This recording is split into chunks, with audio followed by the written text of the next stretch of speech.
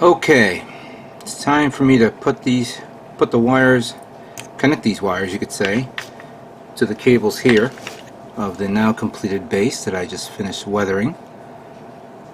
But first I'm going to got some slack here. Come on.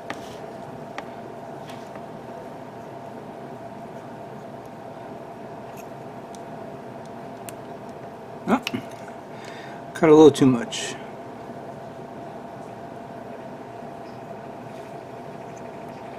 Yeah, this is a very, very thin.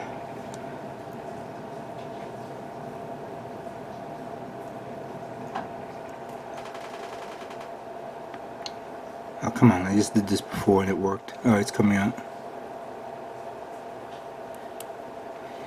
Ah, shit. Let's do that.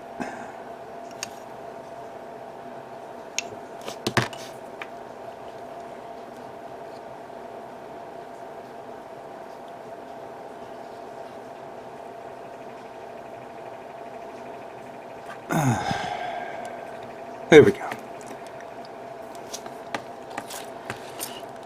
Now I just need to clear this up a bit. I did a knot here, which represents the positive. Let me just make a little hook, and then a hook here. Oh, this came off great. This is not the easiest thing to do, especially on something this small.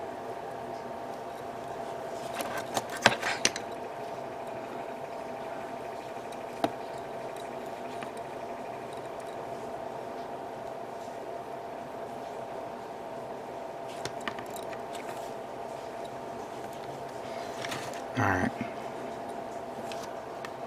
I think I got it.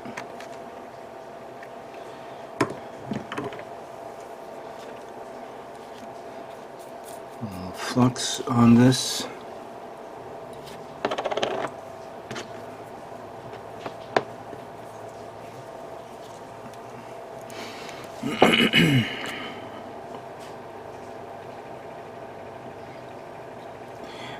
I'm looking into getting a new heating iron. This one's already, well, I think it's not the iron but more the metal part, this, because this, as you can see, it doesn't come in, it doesn't connect properly.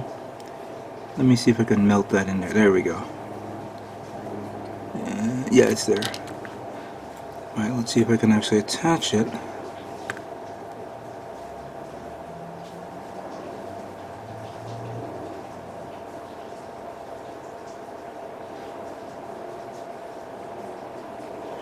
Come on, get in there.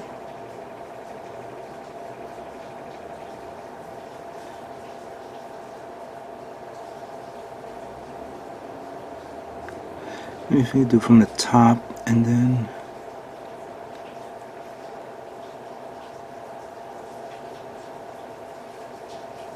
come on.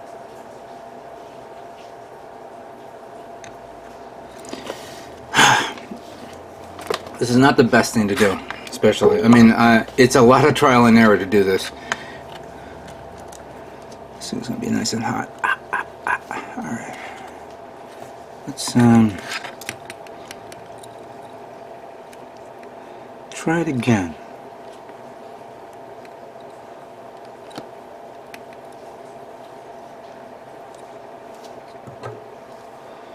I'm going to actually use this as something like an anchor to push it in. Let me turn it around. Normally what I do is, and I didn't do it right here, is I take a file and I file off the metal part of the heating iron, so that way it removes whatever anything oxidation there, and then that way it has a clearer connection to you know, to the context of this. Alright, that worked, but I'm not going to waste my time putting the other one on so you guys can see this, because it's going to take me a while to get it right. So you see what I'm doing right now. Let me continue on, and then we're going to finally show what this kit what this diorama looks like with these guys already completed. Okay, here it is. My high-grade Zaku 1 sniper team, Zaku 1 sniper team is now complete, to say the least. Weathered up and on a diorama base that I made, which I'm going to turn around so you guys can see this. Now, I haven't glued it to the base yet because even though this is how I envisioned this, I'm now kind of like second guessing myself on everything. First things first, I forgot to finish up removing the weathering from the edges here. I was trying to do like a little bit of chipping effects, but I let it dry and it's hardened, so I'm gonna have to look later on. If I wipe it, it'll wipe off a lot more of the weathering, so I'll take care of it later on. So that's one little mistake. Mistake number two, the wiring. It's sticking out like a sore thumb, and I'm gonna see if I can try to rearrange it.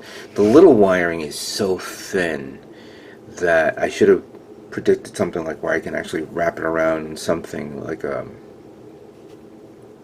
one of those little plastic heat shrink tubes, and then that way I can heat it up with maybe a little bit of a match so it can compress itself, and then I can excuse me, I can actually paint it in a different color tone so it's you can't see it.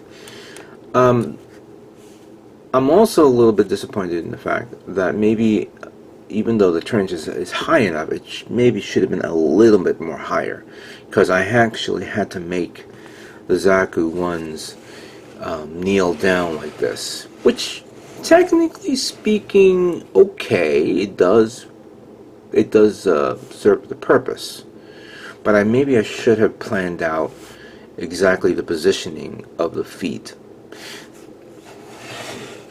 I mean, it was a wise idea to put these two little parts here and act as another layer of the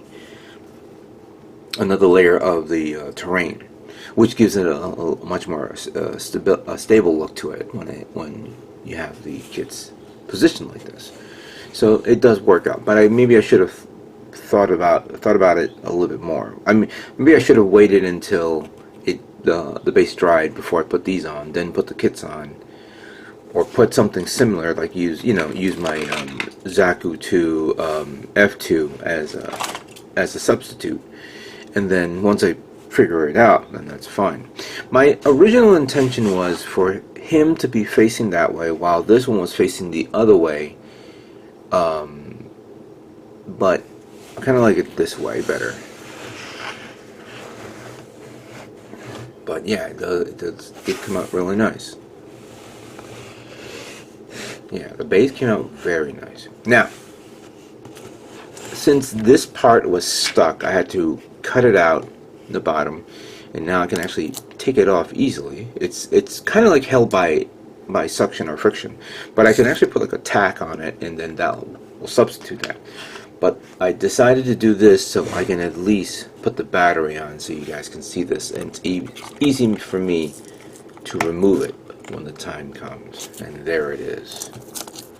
All I need to do is put it there a bit, bend it a bit. There we go. I can retouch this up using more weathering products, because I was using this thing come off. I'm gonna probably glue that on, but there we go. There you go.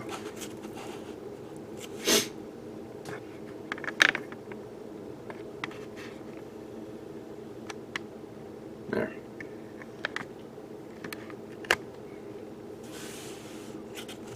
Perfect. Both batteries charging up the lights of the mono eyes. Somebody questioned me, why are they not pink? Well, does it have to be? this is fine. This is good. You could see this from a mile away, and it actually came out pretty nice. Pretty nice. I'm actually kind of thinking of like what kind of neat little memes people can think of for this. You know, like, you know, he could say something, and or he could say something and something like that. But it's really neat. I like how it came out. So yeah, let me put this on something. Hang on a second. All right, there you have it. My Zaku 1 Sniper Team build is now complete. My diorama build. I can clean it up a bit here. That'll be later on. I'll figure out the wiring. Cool, you know. And I'm not going to stress myself with this because this is something that I can actually deal with slowly, because since there's no shows this calendar year of 2021 that I can actually say, oh, I can take it to this show or that show. I'm not going to stress about it. So I will say that this guy is technically ready for next year. All I have to do is just replace the batteries, touch it up a bit here and there, and we'll just bring it in as a part of the diorama. That's all. We need to, you guys can see this. It'd be neat if there was a, I don't know, some sort of hobby show happening at New York Comic Con starting to this weekend that I guess you know, we're not having because COVID and all that stuff. But regardless of the case, I'm fine. I'm content with what I did. This is my third attempt of doing a diorama, and actually now I feel a lot better. I feel more confident now with something like this. My first attempt with using the Barbatos was not okay, but this one came out nice with the weathering, with the detailing and all that stuff, with the LED lights that I wanted to put on a Gundam kit for quite some time, and this one pretty much stands out right then and there. I know many of you complain, where's the decals, but that's okay.